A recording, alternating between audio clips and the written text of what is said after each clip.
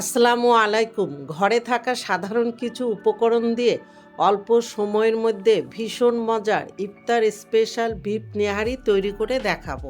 আশা করি আপনাদের কাছে ভালো লাগবে। আর এই নেহারি রুটি, পরোটা, নান রুটি, রুমালি রুটি আপনার পছন্দ মতো যে কোনো কিছুর সাথে পরিবেশন করতে পারেন। খেতে ভীষণ ভালো লাগবে। ভিডিওটি ভালো লাগলে না টেনে পুরো দেখার অনুরোধ রইল। প্রথমে এখানে আমি 2 কেজির একটু কম গরুর মাংসের নেহারি নিয়েছি। আর এই নেহারিগুলি ভালো মতো পরিষ্কার করে আমি যেহেতু প্রেসার কুকারে রান্না করব, তাই প্রেসার কুকারে নেহারিগুলি নিয়ে নিচ্ছি।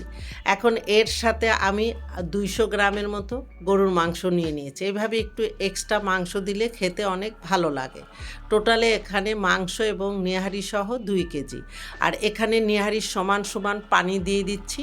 এবার নেহারির মধ্যে দিয়ে দিব 1.5 কাপ পেঁয়াজ কুচি, রসুন বাটা 2 টেবিল চামচ, আদা বাটা 2 টেবিল চামচ, লাল মরিচের গুঁড়া 2 চা চামচ, হলুদের গুঁড়া 1 চা চামচ, লবণ স্বাদ মতো এবং সরিষার তেল অথবা রান্নার তেল 2 টেবিল চামচ দিয়ে দিচ্ছি। আর এখানে একটি মশলা আমি আগের থেকেই তৈরি করে নিয়েছি। সবুজ এলাচ 5টি, দারচিনি 2টি, বড় এলাচ 2টি, আস্ত কালো গোলমরিচ 1 চা চামচ, আস্ত ধনিয়া, আস্ত জিরা, শাহি জিরা এবং মিষ্টি জিরা 1 টেবিল চামচ করে, আর জয়ত্রী একটি পাপড়ি, আর জয়ফল একটি, জয়ফলের 4 ভাগের 1 ভাগ, আর স্টার অ্যানিস একটি, তবে হাতের কাছে থাকলে দিবেন, নাহলে স্কিপ করতে পারেন। তবে মিষ্টি জিরাটা কোনোভাবেই বাদ দিবেন না, কারণ এই নেহারিতে সুন্দর একটা ফ্লেভার মিষ্টি জিরাটাই আনে। এবার এই সব মশলাগুলিকে টালা ছাড়াই আমি ব্লেন্ডারে জারে নিয়ে গুঁড়া করে নেব। আপনারা চাইলে পাটায়ও করে নিতে পারেন, আবার চাইলে আপনারা হালকাভাবে একটু টেলেও নিতে পারেন। এখন নেহারির সাথে সব মশলাগুলি ভালো মতো নেড়ে মিশিয়ে নিব, যাতে মশলাগুলি কোথাও দলা পেকে না থাকে। এখন আমি প্রেসার কুকারের ঢাকনাটা দিয়ে সরাসরি চুলার মধ্যে বসিয়ে দিয়ে আমি 30 মিনিটের মতো নেহারিগুলি জাল করব। 30 মিনিট পরে আমি ঢাকনাটা খুলে নিচ্ছি। এখন আমি নেহারিগুলি হালকা হাতে একটু নেড়ে মিশিয়ে দিয়ে এখানে যে ছোট ছোট মাংসের টুকরোগুলি দিয়েছিলাম, সেই মাংসের টুকরোগুলি আমি তুলে নেব, কারণ আমি নেহারিগুলি আরও কিছুক্ষণ জাল করব। এই মাংসগুলি সহ যদি জাল করি তাহলে মাংসগুলি একদম গলে যাবে। এখন নেহারির মধ্যে স্বাদ মতো কিছু কাঁচামরিচ দিয়ে নেহারির সাথে ভালো মতো নেড়ে মিশিয়ে নিচ্ছি। আর এখানে ঝালটা যে যত ঝাল খেতে পছন্দ করেন সেই হিসেব করে ঝালটা কমিয়ে বা বাড়িয়ে নিতে পারেন। এবার এই নেহারিগুলি আমি আরও 20 মিনিটের জন্য জাল করে নেব। আর এখানে নেহারি সেদ্ধ হওয়ার জন্য যদি এই পানিতে আপনাদের নেহারি সিদ্ধ না হয়, সেক্ষেত্রে এখানে এক্সট্রা আরও গরম পানি অ্যাড করতে পারেন, আপনি নেহারিতে যতটা ঝোল রাখতে চান। এখন প্রেসার কুকারে আমি ঢাকনা লাগাবো না, এইভাবে উপরে ঢেকে আমি 20 মিনিটের জন্য অপেক্ষা করব। 20 মিনিট পরে দেখেন আমার প্রয়োজন মতো আমি গ্রেভি রেখেছি, আপনি আপনার প্রয়োজন মতো গ্রেভিটা রেখে নিতে পারেন। আর আজকে এখানে আমি ময়দা, বেসন বা পাউরুটি, গ্রেভিটা ঘন করার জন্য আমি কোনো কিছুই ব্যবহার করিনি। এখানে যেহেতু আমি পেঁয়াজের পরিমাণটা একটু বেশি দিয়েছি, এতে গ্রেভিটা বেশ ঘন হয়েছে। এখন আগের থেকে তুলে রাখা মাংসের টুকরোগুলি দিয়ে নেহারির সাথে ভালো মতো নেড়ে মিশিয়ে দিয়ে চুলার হিট একদম লোতে রেখে আমি বাগারের প্রসেসে চলে যাব। আর এই পর্যায়ে আপনারা ঝাল লবণটা চেক করে দেখবেন।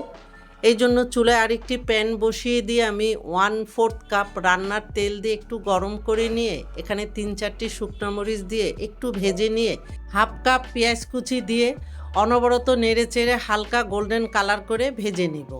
আর খেয়াল রাখতে হবে কোনোভাবেই যেন পেঁয়াজগুলি পুড়ে না যায়। পেঁয়াজে যখন এইরকম হালকা কালার আসতে শুরু করবে, তখন এখানে দিয়ে দিব রসুন কুচি 1 টেবিল চামচ, আদা কুচি 1 টেবিল চামচ দিয়ে আদা, রসুন, পেঁয়াজ হালকা গোল্ডেন কালার করে ভেজে নেব। পেঁয়াজগুলি দেখেন হালকা গোল্ডেন কালার করে ভাজা হয়ে গিয়েছে।